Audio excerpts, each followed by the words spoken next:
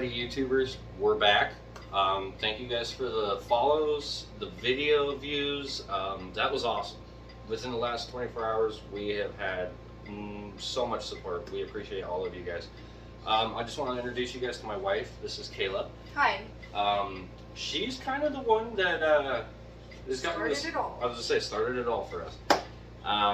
But yeah, we're gonna kind of do a quick video for you guys again.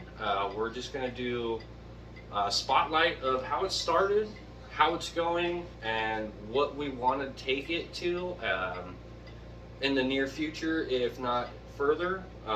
We're, like we said, we were in no rush to get to the expos and any of that stuff yet, because there's just so much to enjoy before you go through the whole breeding process and try to start making like a profit from it.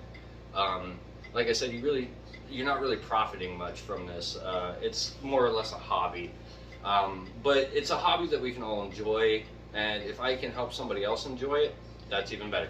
But what we're going to do today is just kind of talk about how it started, and yeah, so I mean, it basically goes back to when I was working a 9 to 5, and my wife, I'd come home every day.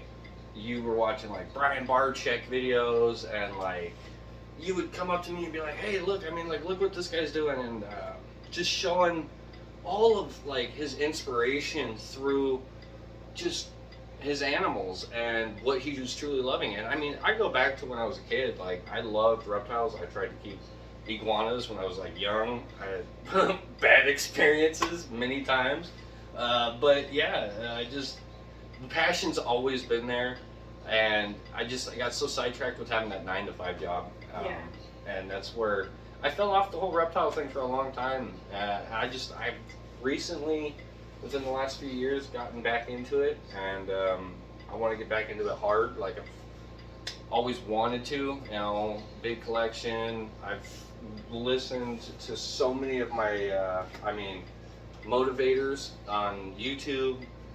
Lots of research. I mean, we've done our research on this, and it's so much to learn, and that's the greatest thing about it. We can wake up in the morning, and it's never the same thing.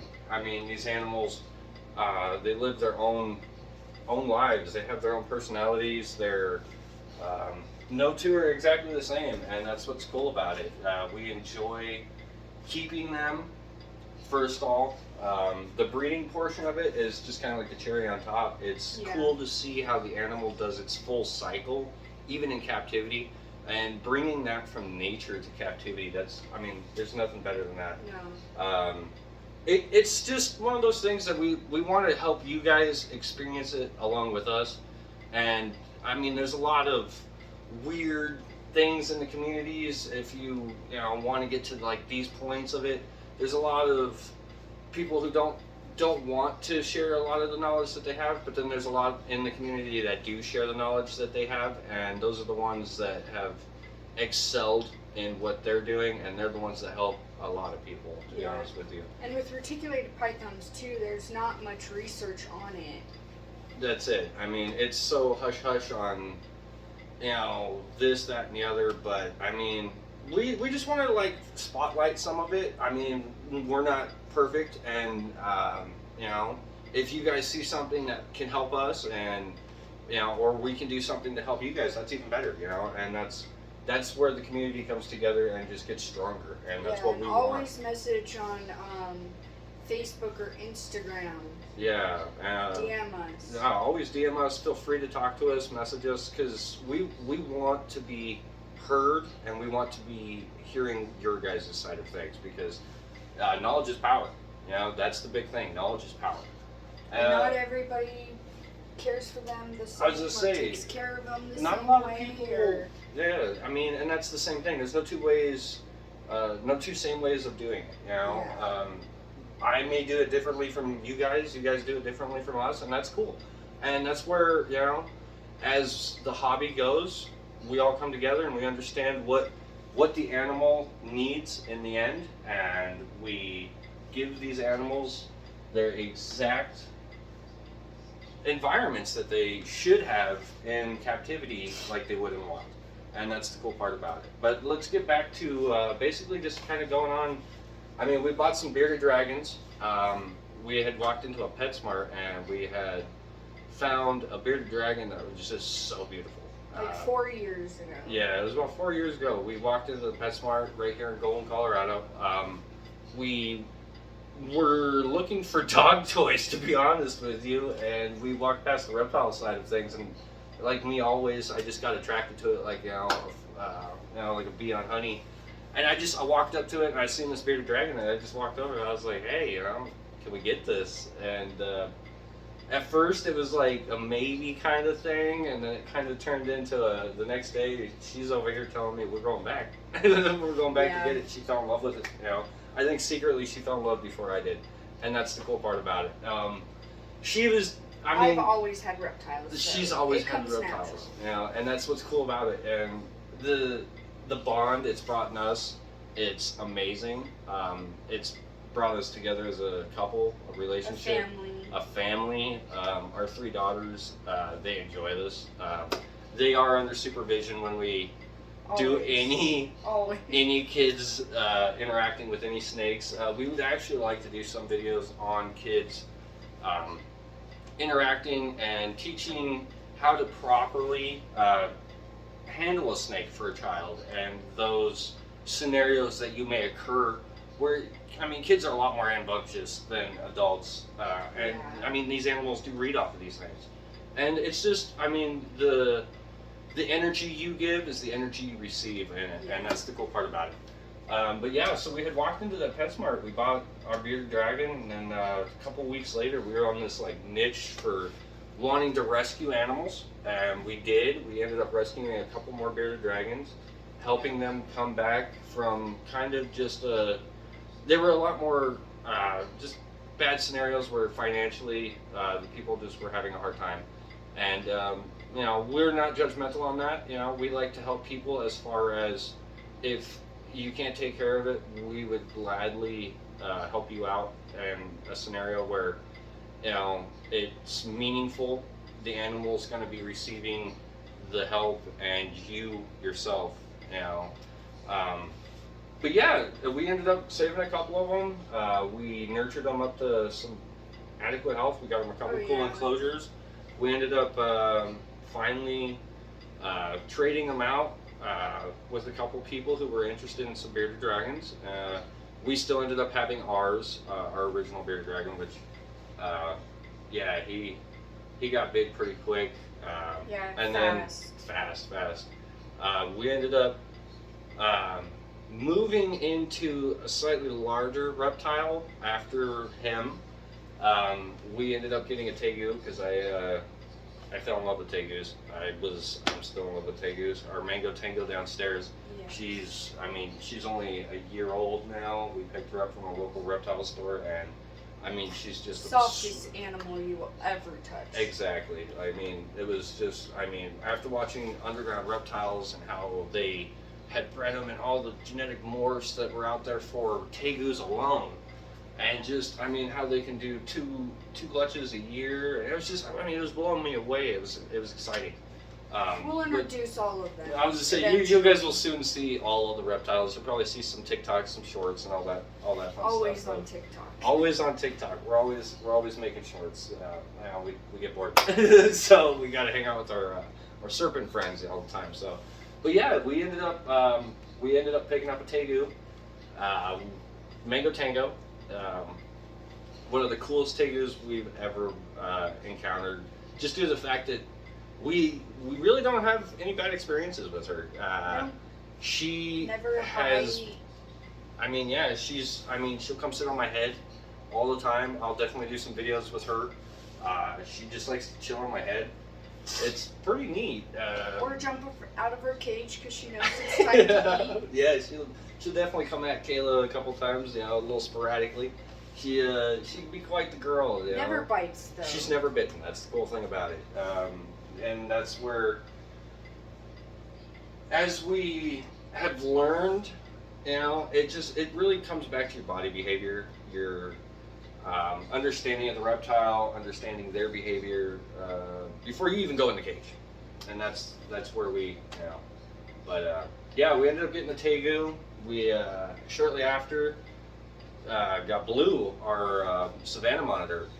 Oh yeah. Yeah, that one. I remember looking at you, and you were just in shock of this thing. I mean, you were fearful of him, poor guy. You were looking at Definitely him. looked like a dinosaur. Yeah, he does look like a dinosaur. That's why we named him Blue, because of the whole Jurassic Park. You know, like he has that Velociraptor look to him, and that's what's cool about Savannah monitors. They're native to Africa, and But also puppy dog tame. I was gonna say- have nothing bad to say about them. baby. He is a baby, sweetheart. I mean, he could be quite the looker. He gives you that stare, like don't mess around with me. But loves you know, the camera. you go in his cage. He comes up to you, give him a couple good pets, and he loves you. And that's the best thing about it. He's like a puppy dog. And pictures. He loves pictures. Yeah, he's all about picture time. He'll definitely sit down and pose for some pictures. Mango's kind of shy. I was She's gonna on the say. shyer side. Mango don't come out very much. She likes the birdmate. She's a loner. She likes to hang out by herself. Yeah, so I mean, Mango, you give her some food, she could be pretty crazy. Oh, she will come out. Yeah, she'd be nuts. And then basically from there, we ended up starting getting some ball pythons. Actually, we got our first retic. Yeah, it was our first retic, Bobby Yaga actually. Yeah. He's a tiger, reticulated python head albino. And I mean, the funny story is so when I was a kid, I got bit while I was out camping by a gardener snake, and I swear snake. It was a bull snake. Bull Yeah, snake. it was a bull snake. I swore I was never gonna own a snake, hold a snake again. That was like the worst experience of my life. Yeah. But after that happened, a few years later, I still have this like reptile affection. We went to Just Look though. Yeah, we did go to Just Look, but this is after her showing me all these reticulated python that Brian Barczyk's got, and then I'm watching all these videos with like Tyler Nolan and all the guys on YouTube, and it was just Chandler, and I'm watching all these guys, and it was like, man, I want something big for myself. So I go to the local reptile store, and we're walking around looking, and we come across some baby reticulated pythons. This is my first experience within probably 13 years of holding a snake again. And I walked past this cage, and Bobby Yaga's, I mean, he's shining bright, looking great. He's got that tiger Indo going, and Very Indo. very Indo. So I asked to hold him. I'm holding him, I'm playing with him, and I just kind of fell in love. Game over. Yeah, and he came home. He came home with us, and that kind of just kicked the ball from there with buying, collecting, keeping, and experiencing firsthand these animals. I mean, like I've said, they're no joke. You should do as much research like we did as you possibly can before purchasing something like this. They're not something that I'm going to say is for everyone. Yeah. They can hurt you really bad. There's Always have two people while handling. You should have two people while handling. Yeah, like I said, you should always have two people handling. Sorry about that. This clock over here, tinging away. Had to pause it. It is going to be louder than me. So you should always keep somebody with you or somebody near to you when you're getting a snake like one of these out. You never want to go in the room by yourself and think that you can macho man one of these snakes. I mean, I've seen guys do it, bigger guys are doing it. Just personally, my experience, I would never do it without her or somebody else around. Just due to the fact that, I mean, you can get hurt quicker than, anything. And once you get hurt, I mean we're very thankful we've never had any nothing. Strikes. I mean, we've had some moments where learning moments. We all have our learning moments, Yes. and that's the one thing. I mean, you can't bash somebody for learning, No. but nobody was ever hurt. It was one of those where a snake, just moving too quick, where you should have just slowed down and taken the moment to. Spartan? Yeah, Spartan. She tried to square up with me one time, and that's, you know, nature of the beast. That's where these animals, they do still have a little wild to them, and you have to respect that because they appreciate the fact that we can feed them, but at the end of the day, you mess around and too sporadic. Like, I mean, there's other videos out there. You see these things, they're lunging around all over the place, and that's not what the way they really are. It's only your energy that they pick up on, and I mean, if you're sporadic, they're sporadic, and that's just a good way to get bit, you know. And if you just ease into the cage, you do the right body language, you do all that stuff, you're not really going to have any problems as far as keeping and handling these animals, because they do have a very large intelligent brain for their species. They are a serpent, the reticulated python, some of the largest Pythonidae in the world. But you will hear that they're not the world's largest from some. Some will say the anacondas are the world's largest. It goes off of feed. I mean, really, both species can be extremely large. 20 foot, 100 plus pounds. I mean, they're no joke. Monstrous snakes. And I mean, we do have, like, Spartan Mulla. We'll be doing a video with her one of these days where... Yeah, she deserves her own intro. Yeah, she deserves her own little video. She's a special girl. She's huge. It's an experience to work with her. She's a sweetheart. She's puppy dog tame for her size, and I wouldn't do this if I didn't know how she would behave at the end of the day, yeah. To be honest with you. If she was gonna, try and kill me, that's not how I would be, I wouldn't be handling her that day, you know? I gotta read those signs before I get in the cage, but... Yeah, she'll let you know. And she does. She definitely does let you know. And if she doesn't want to be messed with, we'll wait till the next day. We try again. You know, give her space, just like, humans want their space too. And that's the cool thing about it. But yeah. Anyway, you want to... We can grab a snake out. We're gonna, I don't know, we did a quick short earlier about the Platinum Tiger, OGS. For all you retic keepers out there, Platinum Tiger hogs. She's het for OGS. We're hoping to breed her to our GC cow this upcoming year. She's 4 years old.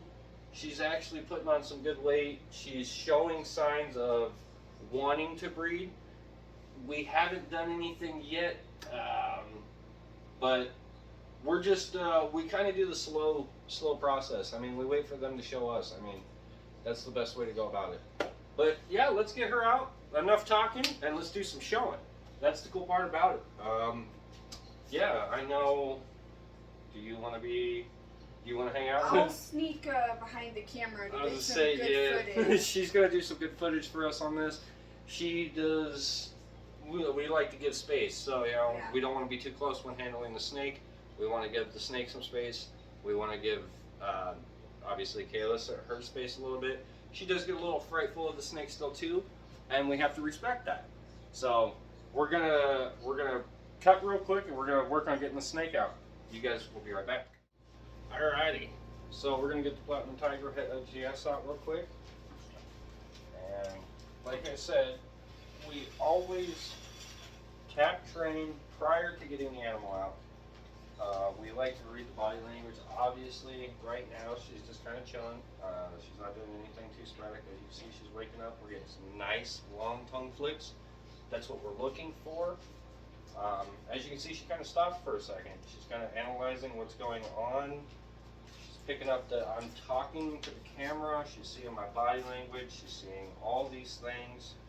She's starting to interact with that, realizing that I'm not hurting her in any way, which is the good thing. And it's a build of trust, and that's where, with the animal and me, we can learn to respect each other as we grow. So what we're going to do is we're going to move in real slow, see how her tongue's flicking. She's showing me a great body language. I could probably even get in there without the snake hook, but I just want to show you guys how to properly be doing this. Because without the snake hook, she could instantly turn, bite me. If you go to the hospital, it'd be no good. But see, I'm getting good tongue flicks, good body language, so she stopped. what I'm going to do is I'm going to move in. I'm going to start the tap train, show her that I'm gently moving in to present myself. May get in the way here just a little bit. Oh, sweetheart. Hey, how's it going, baby? Hey. Yeah. Okay, so she's not showing me any sign of wanting to hurt me, so we're going to get this going here. We're going to gently move into the cage and just tickle her a little bit.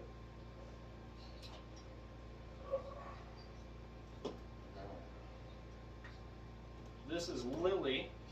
She's our platinum tiger at OGS, reticulated python. She's holding on to her hide like a big muscle. They're constrictors, and these animals are some of the largest, well, they're not really animals, they're serpents, but they are in the animal kingdom.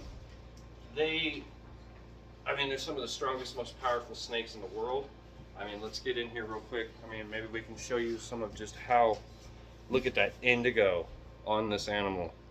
If you break it down real quick, let's see. You can probably see it there on the yellows in the light. Look at that right there. See that blue sheen that you're seeing right there? That is the indigo on a reticulated python. It naturally happens in the wild. It's pretty cool. We get it in some of the genetic morphs as we breed them. We do not get it in all of the genetic morphs. The albinos tend to like miss it a little bit, but if you get them in a good shed, they always get it. Now, they will have a small tendency to see it. But yeah, these animals, as you can tell, she's constricting me a little bit, but not in a way where I should be concerned about her biting me, which is kind of cool. Yeah, she's roughly pushing about 12 foot, probably 13 foot. She's getting about 40 pounds or so. As I said, we do not handle alone. My wife is standing behind the camera for safety reasons, due to the fact that somebody should always be with you when you're working with an animal like this. The power, I mean, as you can see, her body, look at the girth of this animal. That's my hand. That's my hand right there. I'm a full-grown 6-foot man, and this animal, no joke. It's no joke here. So like I was saying, we get onto the cage. Oh, sorry there, sweetheart. I bumped into her head there. But even see, I accidentally bumped into her head, and she didn't even, it wasn't a sign of danger to her. Let's see if we can't get her to come up at a better angle here. Oh, there we go. Come on there, sweetheart. There she is. Look at that. Now, she's crawling up on my head. That's pretty cool, huh? So what we're going to do here is I'm going to spotlight the fact of how strong this animal really is. Okay? I got myself a new hat. These animals, when we breed them, you'll see a natural growth in their scales. They'll kind of swell up a little bit. That's when they're ovulating. They tend to hover around their water bowls a little more. Like I was saying, we're trying to breed her to our GC cow that you saw last night in the first video. It's a little cringy, I know, it was a little cringy. First video, still learning, and all that good stuff. But anyway, you seen the reticulated python last night, the GC cow. We are trying to breed him to her within the next few years. Oh, she's gonna slide down me here a little bit. But yeah, we're gonna breed her to him, maybe hit some OGS, some visual orange growth stripe. Possibly, maybe some cows. We don't know exactly yet. We'll have to see what happens there, obviously. Yeah, but like I said, we just did a quick little spotlight tonight on some of the snakes. We'll be doing our Jag Tiger albino here in the next video probably. We're just going to kind of run down the stack. We have more, like we said. You're going to see a lot more to come. And yeah, we just want to appreciate all you guys for coming out tonight, watching our video. Kayla, we appreciate you coming on tonight. Go like, subscribe, hit the notification button, follow us. Yeah, thank you again. Have a wonderful night.